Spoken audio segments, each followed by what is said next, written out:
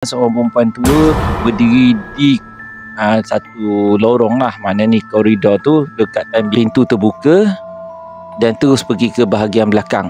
Assalamualaikum warahmatullahi wabarakatuh. Selamat malam, bertemu kembali dalam channel Sera To Go.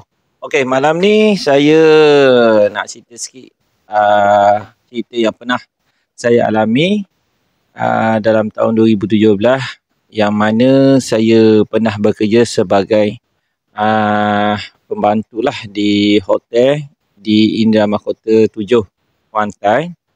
Okey, saya sebagai maintenance di sebuah hotel yang terletak di M7 lah.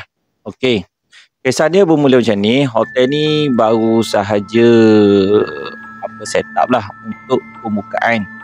Jadi pada bulan pertama ni saya kena letaklah barang untuk set up tu seperti katil, TV, tilam. Biasalah hotel baru kan, hotel baru. Okey, dalam setup tu banyak benda lain lah, seperti saya buat mengecat pelbagai lah.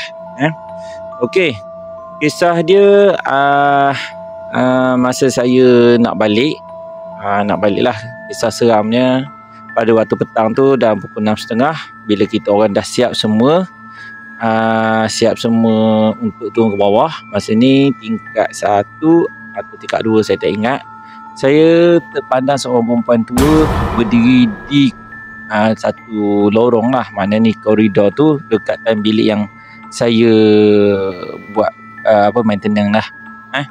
Jadi saya tengok perempuan tu saya tak kenal, sedangkan bangunan tu adalah bangunan baru lagi.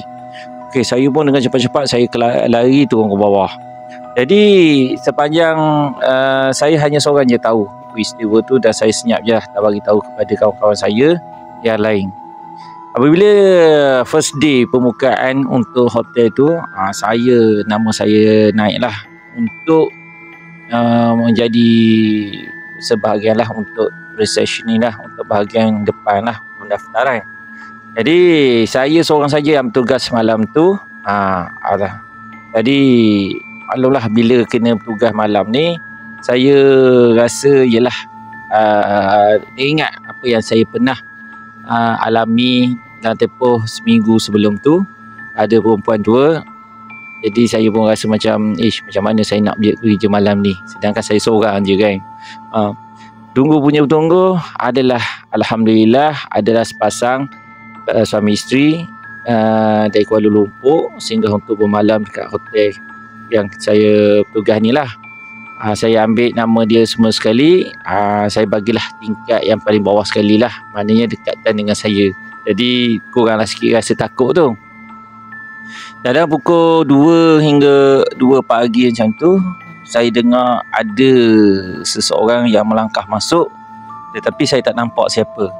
Dia masuk, pintu terbuka dan terus pergi ke bahagian belakang. Saya dah agak risau, siapa dia. Maklumlah, hotel ni tiada lagi security, yang hanya saya seorang je dengan pengunjung yang 2 orang tu lah, maknanya 2 sepasang suami isteri tu. Jadi saya pun pergilah ke bahagian belakang.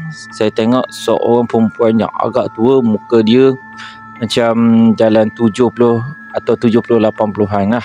Saya tak kenal dia. Saya tengok dia menghadap ke belakang sambil makan sesuatu. Saya tak tahulah dia makan apa masa tu. Lepas tu saya pun terus berlari keluar, pergi ke bahagian kaunter semula lah.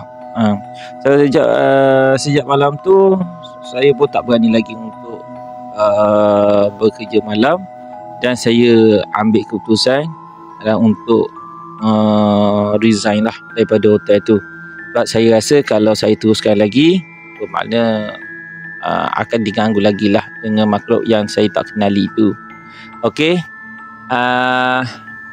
bertemu kembali nanti di next video. Okey, bye bye. Jangan lupa subscribe channel ni, like dan komen. Bye bye. Assalamualaikum.